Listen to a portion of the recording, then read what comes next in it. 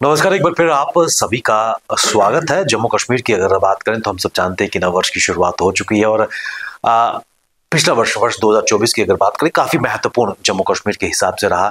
एक नई सरकार, एक लंबे अरसे के बाद लोकतांत्रिक चुनी हुई सरकार इस वक्त सत्ता की बागडोर संभाल रही है और ऐसे में जम्मू कश्मीर की अर्थव्यवस्था की अगर बात करें, इंडस्ट्री को लेकर काफी चीजें सामने आ रही हैं। पिछले वर्ष इन्वेस्टमेंट्स को लाने की भी बात की गई थी, लेकिन वर्ष 2025 की अगर बात करें और आज एक महत्वपूर्ण दिन था क्योंकि आज जम्मू को एक तोहफा मिला है। अपना एक रेलवे डिवीजन जम्मू को भी मिला है। माननीय प्रधानमंत्री नरेंद्र मोदी जी ने वर्चुअल मोड में इसका उद्घाटन भी किया है सेरेमनी का और इसी महीने ही कहा जा रहा है कि जो ट्रेन है, ट्रेन टू कश्मीर दिल्ली से रवाना होगी। कुल मिलाकर जम्मू कश्मीर की परिदृश्य की अगर बात करें और खासकर अर्थव्यवस्था की अगर बात करें, इंडस्ट्री की अगर बात करें तो किस और ये वर्ष नई आशाएं लेकर आ रहा है, इसी पर बात करने के लिए हमारे साथ जुड़ चुके हैं श्री मानिक बत्रा जी। आप चेयरमैन हैं एसोचैम जे&के काउंसिल। मानिक जी, स्वागत है आपका। थैंक यू विवेक जी। मानिक जी, इसमें कोई दो राय नहीं है क्योंकि आपका एक तवील एक्सपीरियंस, खासकर जम्मू कश्मीर के माशरे की अगर बात करें, इंडस्ट्री की बात करें, हेल्थ केयर सिस्टम की बात करें, किस नजरिए से जो पुराना वर्ष 2024 गुजर गया है उसको आप देखते हैं? देखिए, 2024 का वर्ष अच्छा था। 2024 हमारी यूनियन टेरिटरी के लिए इसलिए भी इम्पोर्टेंट था, जैसे आपने कहा कि 10 साल के बाद इलेक्शन हुए। एक नुमाइंदगी आना बहुत ज़रूरी है लोगों के लिए, लोकल रिप्रेजेंटेशन होना बहुत ज़रूरी है क्योंकि मतलब सरकार एफिशिएंट चल रही थी, बट जब लोकल रिप्रेजेंटेशन आ जाती है तो उससे एफिशिएंसी और बढ़ सकती है। एंड मतलब हमने देखा कि बढ़ चढ़ के लोगों ने भाग लिया इलेक्शंस में, चुनाव हुए उसमें बढ़ चढ़ के भाग लिया। रिप्रेजेंटेशन मिली है लोगों को, लोगों की आवाज़ और बुलंद होगी और आई एम श्योर कि जो ये आने वाला नया साल है हमारा, ये बेटर रहेगा जम्मू कश्मीर की जनता के लिए। एंड अगर आप इंडस्ट्रियल पॉइंट ऑफ व्यू से भी देखें तो काफ़ी इन्वेस्टमेंट आई, जैसे कि मैं एसोचैम का चेयरमैन हूँ जे&के खित्ते का, और एसोचैम ऑर्गेनाइजिंग में था वाइब्रेंट गुजरात। तो लकीली मेरे को भी अपॉर्चुनिटी मिली कि मैं जे&के पवेलियन में वहाँ था। ऑनरेबल एलजी साहब थे, हमारे प्रिंसिपल सेक्रेटरी विक्रमजीत जी थे, बाकी इंडस्ट्रीज डिपार्टमेंट के लोग थे।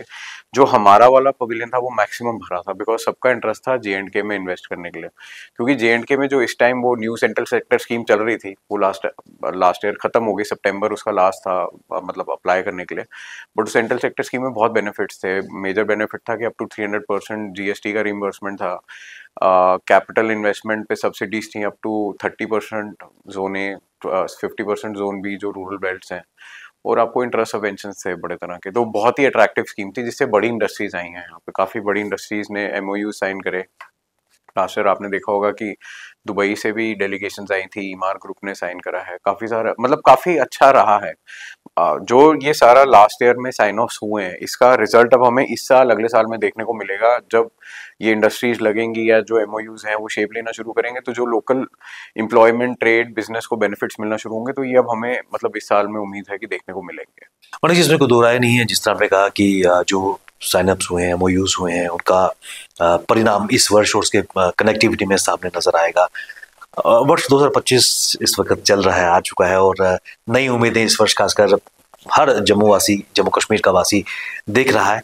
आज के दिन की अगर बात करें तो माननीय प्रधानमंत्री नरेंद्र मोदी जी ने वर्चुअल मोड में कई परियोजनाओं का शिलान्यास, उद्घाटन भी किया, जिसमें जम्मू रेलवे डिवीजन भी एक था और बड़ी पुरानी मांग जम्मू खित्ते की थी अर्थव्यवस्था को लेकर। किस नजरिए से देखते हैं आप? देखिए, अगर मैं अर्थव्यवस्था की बात करूं, देखें अर्थव्यवस्था एज अ यूनियन टेरिटरी हमारी मजबूत ही होगी, क्योंकि जैसा आपने देखा है, एक तो एक्सप्रेसवे का काम जोर शोर से चल रहा है। एक्सप्रेसवे के आने से इन्फ्लक्स बढ़ेगा टूरिस्ट का माता वैष्णो देवी श्राइन तक, और जैसे कि अब ट्रेन श्रीनगर पहुंच जाएगी तो श्रीनगर में भी टूरिज्म इन्फ्लक्स बढ़ेगा और हमारी एक कंट्री के साथ जो कनेक्टिविटी है वो बेटर हो जाएगी। जम्मू कश्मीर की हमेशा से प्रॉब्लम रही है कि हम लैंडलॉक स्टेट रहे हैं। हमारा लॉजिस्टिक्स एक बहुत बड़ा इशू रहा है हमेशा, क्योंकि लॉजिस्टिक्स हमेशा से महंगा रहा है, बाकी कंट्री से 10 या 15% हमें एक्स्ट्रा ही यहाँ लॉजिस्टिक्स बेयर करने पड़ते थे। सो अगर मैं टूरिज्म पॉइंट ऑफ व्यू से अभी बात करूँ तो टूरिज्म पॉइंट ऑफ व्यू से हमारे लिए बहुत अच्छा है कि एक तो ट्रेन श्रीनगर तक पहुंच रही है, हाईवे माता वैष्णो देवी कटरा तक पहुंच रहा है, उससे इन्फ्लक्स बढ़ेगा, लोगों का आवाजाही बढ़ेगी जम्मू कश्मीर की तरफ। बट पैरेलली हमें ये भी रियलाइज करना पड़ेगा कि ये सिर्फ ये ना रिस्ट्रिक्ट होके रह जाए कि ये लोग जो माता वैष्णो देवी श्राइन के लिए आ रहे हैं ये सिर्फ एक दिन के लिए ही जम्मू आए। तो जम्मू की डेवलपमेंट के लिए गवर्नमेंट को कहीं ना कहीं, जो हम भी रिक्वेस्ट कर रहे हैं, अभी प्री बजट मीटिंग्स होंगी हमारी भी, हम भी रिक्वेस्ट कर रहे हैं कि कोई टूरिज्म सर्किट डेवलपमेंट की तरफ ध्यान देना चाहिए, जो हमारी यूटी सरकार है इसको, ताकि ज़्यादा से ज़्यादा लोग जम्मू में रह सकें। क्योंकि जैसा माननीय मुख्यमंत्री जी ने भी कुछ दिन पहले कहा था कि हमारा टारगेट होना चाहिए कि जो माता वैष्णो देवी श्राइन के लिए 1 करोड़ से 1.5 करोड़ यात्री हर साल आ रहे हैं, उसमें से हम 10% को सिर्फ रिटेन कर सकें जम्मू खित्ते के अंदर। अगर हम सिर्फ 10% को भी रिटेन कर सकते हैं तो सोशियो इकोनॉमिक बहुत बूस्ट मिलेगा हमारी इकोनॉमी को, जो जम्मू की इकोनॉमी है अगर खास तौर से मैं बात करूं। क्योंकि श्रीनगर कहीं ना कहीं इस टाइम लीड ले चुका है टूरिज्म में, और वहाँ ट्रेन जाने से और होगा। दोनों रीजन्स के लिए अच्छा है टूरिस्ट का आना, टूरिस्ट इन्फ्लक्स होना बहुत अच्छी चीज़ है। उसको हम स्टेट में कैसे, यूनियन टेरिटरी में कैसे रिटेन करते हैं कि दोनों जम्मू और श्रीनगर की जो आपकी टूरिस्ट डेस्टिनेशंस है वो एक्सप्लोर कर सकें, अब उन तरफ ध्यान देना होगा। और जो रेलवे डिवीजन की बात करें, लोकल कहीं ना कहीं एम्प्लॉयमेंट भी जनरेशन होगी और डिसेंट्रलाइजेशन की बात भी सामने आ रही है। देखिए, रेलवे डिवीजन होने से हमें बहुत फायदा होगा, क्योंकि अब जैसे रेल श्रीनगर तक जाएगी तो क्या होगा कि जो उसका सारा का सारा मैनेजमेंट है और जो मेंटेनेंस है, जो उसका सारा का सारा एक सिस्टम मैनेज होगा, वो लोकली ही एक इस जम्मू डिवीजन के अंडर होगा। सो उससे एम्प्लॉयमेंट तो जनरेट होगी, क्योंकि अगर आपको मेंटेनेंस करनी है और ऑपरेशंस को चलाना है एक डिवीजन के अंदर तो ऑब्वियसली एम्प्लॉयमेंट होगी। और उसके जैसे आपने कहा डिसेंट्रलाइज होगा, operations will become more efficient. Obviously they'll report to their zone, जो नॉर्थ जोन होगी उसको रिपोर्ट करेंगे, बट डिसेंट्रलाइजेशन काफी हो जाएगी, काफी लोकल एम्प्लॉयमेंट जनरेट होगी। तो हम सबको धन्यवाद करना चाहिए माननीय प्रधानमंत्री जी का, जिन्होंने आज ये इसका शिलान्यास किया है।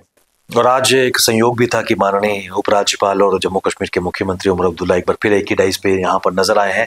और जिस तरह पिछले वर्ष एक नई सरकार सामने आई, एक लंबे अंतराल के बाद जम्मू कश्मीर की जनता ने एक सरकार चुनी और उसके बाद उमर अब्दुल्ला लेड सरकार चला रहे हैं। प्री बजट मीटिंग की अगर बात करें तो इस बार क्या फोकस लेकर इंडस्ट्री और खासकर in the capacity of chairman ASSOCHAM बात? देखिए, अगर हम प्री बजट मीटिंग्स की बात करें, जो हमारा फोकस ज्यादा रहेगा कि लोकल ट्रेड, लोकल इंडस्ट्री को सपोर्ट मिलना चाहिए। जैसा मैंने आपको बताया कि चाहे इंफ्रास्ट्रक्चर डेवलपमेंट पे बहुत काम हो रहा है, but end of the day हम एक लैंडलॉक स्टेट है जो बिल्कुल टॉप ऑफ द कंट्री है। हमारे आसपास कोई बहुत बड़ी मार्केट्स है नहीं।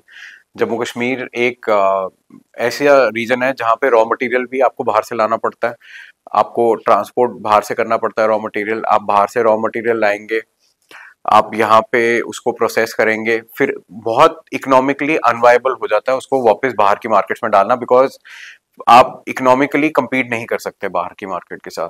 सो हमारा मतलब पिछले भी जो प्री बजट मीटिंग्स रही हैं उसमें भी हमने कहीं ना कहीं एक रेल फ्रेट कॉरिडोर या एक ट्रांसपोर्ट सब्सिडी जो पहले होती थी, अगर जीएसटी लिंक्ड कोई ट्रांसपोर्ट सब्सिडी हो जिससे लोकल ट्रेडर को, लोकल इंडस्ट्री को थोड़ा सपोर्ट मिले, क्योंकि जितना रॉ मटेरियल कॉस्ट डाउन आएगी उतने हम कॉम्पिटिटिव बनेंगे, जितनी हम सेल करेंगे उतना सरकार को भी फायदा, उतना जीएसटी का भुगतान होगा सरकार को। अदर देन दैट जो हमारा दूसरा रहेगा कि जो पैकेजेस आए थे वो न्यू इंडस्ट्रियल इन्वेस्टमेंट के लिए आए थे। हम चाहते हैं कि कुछ ना कुछ एग्जिस्टिंग इंडस्ट्री के लिए भी आना चाहिए, क्योंकि अगर एक स्टेट में अगर इंडस्ट्रियल सिनेरियो स्ट्रांग होना है, अगर स्टेट की इंडस्ट्री और ट्रेड को आप स्ट्रांग करना चाहते हो, जो बाहर की इंडस्ट्री तो is most welcome, they should come, invest करना चाहिए उनको, बट उनको लोकल इंडस्ट्री की भी जरूरत पड़ेगी जो एज ए एंसिलरी काम करेंगे उनके साथ, वो एज ए सपोर्ट इंडस्ट्री काम करेगी कि कुछ सेमी फिनिश रॉ मटेरियल उनको प्रोवाइड करेगी, या कहीं पैकेजिंग में उनकी हेल्प करेगी, या कहीं वेयर हाउसिंग में उनकी हेल्प करेगी। जहां मैंने वेयर हाउसिंग की बात करी, वेयर हाउसिंग की भी पॉलिसी होना J&K के लिए बहुत जरूरी है, बिकॉज आज की डेट में जैसे आपने देखा है कि Amazon और ये ब्लिंकिट, ये बड़ी बड़ी कंपनीज हैं, ये लोग last mile first mile delivery पे काम करते हैं। जो बड़ी इंडस्ट्री यहाँ आ रही है वो बहुत सारा अपना प्रोड्यूस आफ्टर प्रोडक्शन वो वेयर हाउसेज में स्टोर कर देते हैं, जहां से ये last mile first mile delivery companies उनको ले जाती हैं। वो अपनी फैक्ट्री में ब्लॉकिंग नहीं करते स्टॉक की, क्योंकि उनको होता है कि उनका एक प्रोसेस फ्री फ्लो में चलता रहे, प्रोसेस ब्लॉक ना हो because of unavailability of space. So कहीं ना कहीं एक ये वेयर हाउसिंग पॉलिसी के ऊपर भी ध्यान देना मेरे हिसाब से बहुत जरूरी है। और मतलब जैसा बाहर वाली जो नई इंडस्ट्रीज आ रही हैं जो उनको सपोर्ट दिए गए हैं इंट्रा सबवेंशन जीएसटी में, कहीं ना कहीं लोकल इंडस्ट्री के लिए भी वो वाला सपोर्ट आना चाहिए। इसके अलावा और कौन से कंसर्न्स हैं जो प्री बजट मीटिंग्स में जो जम्मू कश्मीर के कैबिनेट मिनिस्टर्स हैं या फिर मुख्यमंत्री उनके साथ उठाने का प्रयास किया जाएगा? देखिए, जो प्री बजट मीटिंग्स होती हैं उसमें तो वो ओवरऑल स्टेट का पोर्टफोलियो लेते हैं, जिसमें टूरिज्म, एम्प्लॉयमेंट, इंडस्ट्री, स्टार्टअप हर एक पे फोकस होता है। सो J&K में भी अगर हम हिंदुस्तान की बात करें, हिंदुस्तान वर्ल्ड का थर्ड लार्जेस्ट स्टार्टअप इकोसिस्टम है, 100 से ज्यादा यूनिकॉर्न्स है इंडिया के अंदर। बट J&K से बहुत स्टार्टअप्स आए हैं, बट उस लेवल पे अभी कोई नहीं पहुंच पाया। सो जहां हमें गैप दिखता है, मैं अभी पीछे IIM में भी था, एक गेस्ट लेक्चर डिलीवर करने गया था, तो मैंने वहां पे बताया कि जैसे IIM, IIT जैसे इंस्टीट्यूट्स आ रहे हैं, सो ये एक इंक्यूबेशन का काम कर सकते हैं स्टार्टअप के लिए। बिकॉज स्टार्टअप में क्या होता है कि उनको मतलब पता है कि स्टार्टअप शुरू करना है, बट स्टार्टअप शुरू करने के बाद भी काफी सारे स्टेजेस होते हैं, इंक्यूबेशन होता है, सीड फंडिंग कैसे लेनी है, जिसपे उन लोगों को नॉलेज नहीं है अभी। सो आई थिंक अगर एक ऐसे इंस्टीट्यूट जैसे जम्मू यूनिवर्सिटी में इंक्यूबेशन है, आई एम श्योर, और IIM आ रहे हैं, IIT आ रहे हैं, बड़ी यूनिवर्सिटीज हैं यहाँ पे, और JK EDI भी है। सो अगर इनको थोड़ा सा और मजबूत किया जाए, जो स्टार्टअप कल्चर प्रमोट किया जाए, सेल्फ एम्प्लॉयमेंट पे फोकस किया जाए, तो कहीं ना कहीं स्टार्टअप भी प्रमोट होंगे, सेल्फ एम्प्लॉयमेंट प्रमोट होगी, एम्प्लॉयमेंट बढ़ेगी J&K के अंदर। एंड आई थिंक यही चीजें हैं जो हमें एक strong economy as a state की तरफ लेके जाएंगे। इस पे कोई दो राय नहीं कि लास्ट ईयर जब प्रधानमंत्री कश्मीर में थे तो वो कुछ स्पेसिफिक सिलेक्टेड स्टार्टअप्स जिन्होंने एक नाम कमाया हुआ, उनसे मुलाकात भी माननीय प्रधानमंत्री की भी हुई थी। लेकिन इसमें कोई दो राय नहीं है कि स्टिल जो स्टार्टअप का इकोसिस्टम है अभी इनफेंसी में है। सरकार चाहे केंद्र की, जम्मू कश्मीर की सरकार भी प्रयास कर रही है उसको फिल्म में मिल सके। एक चीज मैं आपसे सर जानना चाहूंगा, क्योंकि ना केवल आप चेयरमैन हैं SOCHAM के, उसके अलावा आप डायरेक्टर हैं बत्रा ग्रुप्स के, और खुद ना केवल इंडस्ट्री हेल्थ केयर से भी जुड़े हुए हैं, क्या आने वाले समय में, क्योंकि लगातार प्राइवेट सेक्टर्स के बड़े नाम जम्मू कश्मीर में काम कर रहे हैं, Acharya Shri Chandra college of medical science and hospitals भी यहाँ पर काम कर रही है, जो आपका ही एक वेंचर है, क्या एक मेडिकल टूरिज्म के रूप में जम्मू कश्मीर उभर सकता है नॉर्थ की अगर बात? देखिए कि उभर तो सकता है। मेडिकल टूरिज्म एक ऐसा है, सिर्फ जम्मू कश्मीर में नहीं, पूरे इंडिया में बहुत ज्यादा हो रहा है, तो जम्मू कश्मीर के पास भी अपॉर्चुनिटी है। अगर हम देखें वेदर वाइज भी, जम्मू कश्मीर में काफी लोकेशंस हैं जहाँ पे अगर कोई मेंटल हेल्थ टूरिज्म, ये जो मेंटल हेल्थ टूरिज्म हो या हेल्थ टूरिज्म ऐसा हो जहाँ स्पेसिफिक आपको पेशेंट को ऐसे एटमॉस्फेयर में रखना हो जो तो एक क्लीन एटमॉस्फेयर हो, यहाँ पोल्यूशन वगैरह की प्रॉब्लम नहीं है, एयर कंपैरेटिवली बहुत क्लीन है, क्लीन एटमॉस्फेयर में रखना हो, मॉडरेट क्लाइमेट में रखना हो, तो I think Jammu Kashmir can be an ideal destination. हमारे पास यहाँ बहुत क्वालिफाइड लोग हैं, बहुत क्वालिफाइड डॉक्टर्स हैं, एंड अगर कोई बाहर से आता है तो दिल्ली में अगर वो फैमिली के साथ आता है या NCR रीजन या मेट्रोज में आता है, तो वहाँ रहना, खाना, स्टे करना is comparatively higher. Jammu Kashmir में वो सब चीज़ों में उनको थोड़ा सहूलियत रहेगी कि रहना, खाना, पीना उनका सस्ता रहेगा। बट उसके साथ साथ हमें जो एक टेक्निकल इशू होता है वो भी ये भी देखना पड़ता है कि जम्मू कश्मीर में काफ़ी फॉरेन एम्बेसीज अलाउ नहीं करते अपने नेशनल्स को जाने को। सो वो एक इशू रहता है आई थिंक मेडिकल टूरिज्म को यहाँ प्रमोट करने में। इसके अलावा खासकर जिस तरह आपने कहा कि नई विस्तार तलाशने की आवश्यकता है, ताकि माता वैष्णो देवी का जो श्रद्धालु है कम से कम अगर 10% को भी रिटेन करें तो गेम चेंजर हो सकता है। तभी रिवर फ्रंट की बात कर रही है, ये भी अभी काम चल रहा है। उसके अलावा जो सुचेतगढ़ बॉर्डर है उसको भी वाइब्रेंट करने की ज़रूरत है। और कौन से ऐसे डेस्टिनेशंस हैं या इनोवेशंस लाने की आवश्यकता है ताकि न केवल अर्थव्यवस्था इंडस्ट्री के माध्यम से बल्कि टूरिज्म के माध्यम से भी इसको रिटेन किया जा सके? देखिए, टूरिज्म एक बहुत बड़ा कंट्रीब्यूटर रहता है किसी भी कंट्री या स्टेट की या रीजन की GDP के लिए। तो टूरिज्म में हमारे पास तो भरमार है। जम्मू डिवीजन की अगर मैं बात करूँ, श्रीनगर का तो सभी को पता है। जम्मू डिवीजन में अगर मैं बात करूँ, हमारे पास अगर हम शुरू हों, जो हमारा अटल सेतु आया है और वहाँ बसोली के पास जो एक वो रिवर बेड है वहाँ पे, और बसोली आर्ट है जिसको प्रमोट कर सकते हैं। उसके बाद अगर आप देखें, भद्रवाह है हमारे पास रीजन, हमारे पास मतलब डोडा, किश्तवाड़, भद्रवाह, पत्नी टॉप, सुरीसर, मानसर, काफी लोकेशंस हैं जो अभी कहीं ना कहीं थोड़ी अंडर डेवलप्ड हैं या जिनके बारे में लोगों को ज्यादा पता नहीं है। कहीं पे बहुत डेवलपमेंट भी हो चुकी है, बट जो टूरिस्ट बाहर से आ रहा है उनको उन रीजन्स का पता नहीं है। टूरिस्ट को ज्यादा यहाँ जम्मू आते हैं तो उनको सिर्फ पत्नी टॉप का पता है, वो माता वैष्णो देवी से पत्नी टॉप जाते हैं, फिर वहां से वो श्रीनगर के लिए कूच कर जाते हैं। सो मतलब जो कहीं ना कहीं नई अनएक्सप्लोर्ड बेल्ट्स, अभी एक वेव्स करके भी समिट हुआ है, तो उसमें भी मेरे को अपॉर्चुनिटी मिली थी अपने विचार व्यक्त करने की। तो wave summit Indian government of India कर रहा है, वर्ल्ड ऑडियो विजुअल समिट, जो फरवरी में भारत मंडपम में हो रहा है। सो वो गवर्नमेंट ऑफ इंडिया भी इंडिया को एज अ क्रिएटर इकोनॉमी देखती है इन ऑडियो एंड विजुअल फील्ड, कि जिसमें सरकार बाहर की कंपनीज को यहाँ लाना चाह रही है, वो दिखाना चाह रही है कि जैसे आजकल आपके ओटीटी प्लेटफॉर्म्स हैं, मूवी प्रोडक्शन है, तो वो लोग आके इंडिया में करें क्योंकि इंडिया में उनको टेक्निकली बहुत अच्छी मैन पावर मिलती है और at a very good cost मिलती है। अदर देन दैट वहाँ पे वो भी बात हुई जो आजकल हम देखते हैं सोशल मीडिया पे रील्स वायरल होती हैं या सोशल मीडिया इन्फ्लुएंसर हैं जिसको क्रिएटर इकोनॉमी कहते हैं। सो जम्मू कश्मीर एक काफी अच्छी अनएक्सप्लोर्ड डेस्टिनेशन है जो उस इकोनॉमी को भी केटर कर सकती है, बट उनको अवेयर करना, जैसे पीछे काफी फेमस बाहर के भी और लोकल इंडिया के भी सोशल इन्फ्लुएंसर्स आए थे जो आजकल फूड ब्लॉगिंग कर रहे हैं within Jammu, but there can be travel vloggers also जिनको जिन डेस्टिनेशन की हमने बात करी है उनके बारे में जाके बताएं। उससे क्या होता है कि लोगों को अवेयरनेस होती है, आज की डेट में अवेयरनेस सारी सोशल मीडिया से ही हो रही है, तो बाय डिफॉल्ट अगर हम उसकी तरफ भी फोकस करें तो कहीं ना कहीं हमारा जो ट्रैवल टूरिज्म है वो भी बढ़ेगा, क्योंकि जो अब नई जनरेशन है वो नई चीजें एक्सपीरियंस करना चाहती है, वो लोग वो पुरानी जगहों पे घूम घूम के आई थिंक बोर भी हो चुके हैं, वो एक्सप्लोर करना चाहते हैं नई डेस्टिनेशंस को, तो आई थिंक हमारे पास एक बहुत बड़ी अपॉर्चुनिटी है जी के लिए। और अभी हाल ही में दलजीत दोसांझ यहाँ पर आए थे, कहीं ना कहीं जम्मू कश्मीर टूरिज्म के वो एम्बेसडर बन के यहाँ से निकले और उनकी मुलाकात अभी माननीय प्रधानमंत्री से भी हुई थी। मानिए जी, आने वाले समय में खासकर चुनौतियां कहाँ नजर आ रही हैं जिनको फेज मैनर में इस वर्ष या इन कनेक्टिविटी इन कनेक्शन को एड्रेस करने की जरूरत है?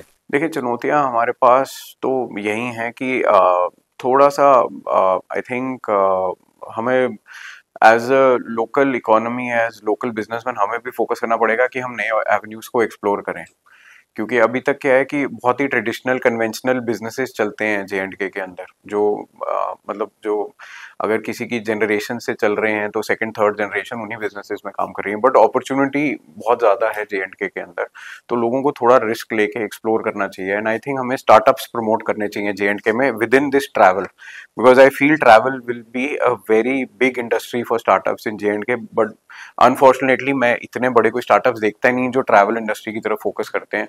स्टार्टअप्स कहाँ गलती करते हैं कि वो देखते हैं कि कोई बिजनेस चल रहा है या कोई स्टार्टअप चल रहा है, वो उसको कॉपी करके उसी को कॉपी पेस्ट करने की कोशिश करते हैं, बट आई थिंक कि जम्मू कश्मीर में इतनी यूनिकनेस है, डाइवर्स कल्चर है, डिफरेंट रीजन्स हैं, डिफरेंट फूड्स हैं, डिफरेंट कल्चर्स हैं, आर्ट्स हैं, बहुत कुछ है यहाँ पे, तो कोई स्टार्टअप अगर उन सबको दिखाना चाहे, एज ए एग्रीगेटर काम करे, अगर कि जो लोग बाहर से आ रहे हैं उनको, एग्रीगेटर का काम होता है कि वो उनको बताएगा उन चीजों के बारे में और उनको लोकल को और बाहर वाले टूरिस्ट को कनेक्ट करेगा।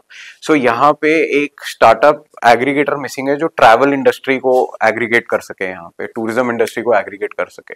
सो आई थिंक अगर लोग उसकी तरफ थोड़ा फोकस करें तो मेरे हिसाब से can be really well paying. Jammu Kashmir में सूत्रधार की कमी है जो कहीं ना कहीं उनको कनेक्ट कर सके और एक नया डायमेंशन जम्मू कश्मीर में खासकर टूरिज्म के हवाले से, कल्चर के हवाले से दे सके। चलते चलते आने वाले समय में किस प्रकार, क्योंकि स्टार्टअप्स का आपने जिक्र किया, प्रमोट किया जा रहा है, क्योंकि आपका एक तवील एक्सपीरियंस जम्मू कश्मीर इंडस्ट्री को लेकर है, हेल्थ केयर को लेकर है, एजुकेशन को लेकर है, किस तरीके से नए स्टार्टअप्स के लिए एक मैसेज इस वर्ष देंगे या गाइड कर पाएंगे?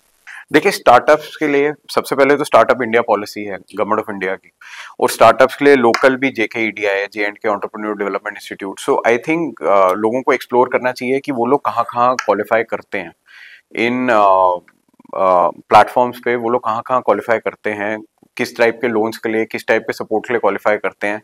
अदर देन दैट मुद्रा लोन्स हैं, जो PM मुद्रा लोन्स हैं, विमेन एंटरप्रेन्योर्स के लिए अलग तरह के लोन्स हैं, तो आई थिंक लोगों को एक्सप्लोर करना चाहिए ऑनलाइन जाके, आजकल सारी इन्फॉर्मेशन अवेलेबल है। एंड यहाँ थोड़ी मेंटरशिप की ज़रूरत होती है, तो उसके लिए जम्मू यूनिवर्सिटी, IIM जैसे इंस्टीट्यूट्स हैं। IIM में जो मैंने भी अभी लेक्चर डिलीवर करा था उसमें 100 स्टार्टअप्स ही थे लोकल, जिनको वो गाइडेंस दे रहे हैं कि एक लेवल पे वो पहुंच चुके हैं, उस लेवल से वो लोग आगे कैसे जाएं।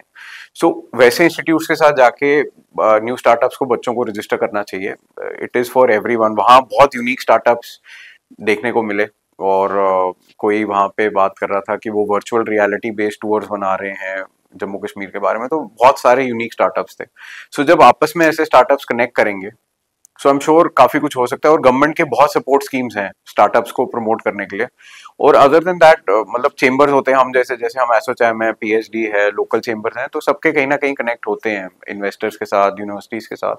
सो हम लोग भी आपको हेल्प कर सकते हैं, गाइड कर सकते हैं, because end of the day मतलब हम सबका फोकस वही रहता है कि ज्यादा से ज्यादा स्टार्टअप्स आए, बच्चे सेल्फ एम्प्लॉयड हो, ज्यादा से ज्यादा इकोनॉमिक ग्रोथ हो, एक रीजन की एम्प्लॉयमेंट हो, तो हम सारे मिलजुल के उसमें सपोर्ट कर सकते हैं। मानिक जी, आप हमारे साथ इस कार्यक्रम में अपना बहुमूल्य समय हमें दिया और जम्मू कश्मीर की अर्थव्यवस्था और आने वाले समय में किस प्रकार जम्मू कश्मीर की अर्थव्यवस्था न केवल इंडस्ट्री बल्कि टूरिज्म और बाकी चीजों के साथ मिलकर ग्रो कर पाएगी, उस पर आपने प्रकाश डाला। आपका बहुत बहुत धन्यवाद। थैंक यू विवेक जी। ये थे श्री मानिक बत्रा जी, आप चेयरमैन हैं एसोचैम JNK के, और इन्होंने जानकारी दी जम्मू कश्मीर में किस प्रकार आने वाले समय में प्री बजट मीटिंग्स और उसके साथ साथ जम्मू कश्मीर की अर्थव्यवस्था का विस्तार किस प्रकार होगा। बने रहिए हमारे साथ, हमें दीजिए इजाजत, नमस्कार।